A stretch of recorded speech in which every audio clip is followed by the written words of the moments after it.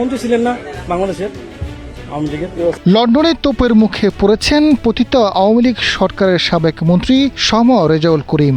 লন্ডনের একটি রেস্তোরাঁয় ইঞ্জিনিয়ার ও কেন্দ্রীয় ছাত্রদলের সাবেক সহসভাপতি শফিকুল ইসলাম রিবলুর তোপের মুখে পড়েন তিনি। এই ঘটনার ভিডিও সামাজিক যোগাযোগ মাধ্যমে ছড়িয়ে পড়েছে। হাসিনার পলায়নের পর বাংলাদেশ থেকে পালিয়ে ভারত হয়ে লন্ডনে যান রেজাউল করিম।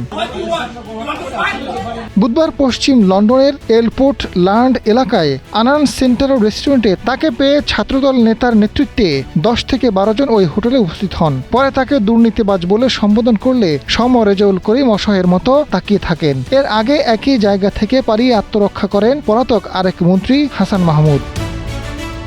ভিডিওতে দেখা যায় টেবিলে ডাবের পানি পান করছেন রেজাউল করিম। এ সময় শফিকুল ইসলাম রিবলু তাকে উদ্দেশ্য করে বলেন, বিগত 17 বছরে দুর্নীতি করে লন্ডনে পালিয়েছেন, এনসিপি বিএনপি সহ সাধারণ মানুষকে হত্যা করেছেন, উত্তর দিন। এমন প্রশ্নে জর্জরিত করেন। তবে রেজাউল করিম উত্তর না দিয়ে বসে থাকেন। পরে কতিপয় লোকের সহায়তায় পালিয়ে যান। শফিকুল ইসলাম রিবলু জানান, কিছুদিন আগে হাসান মাহমুদকে পেয়েছেন, তাকে ধরার পরও সে পালিয়েছে। আজাদ ফারুক, সময়ের আলো।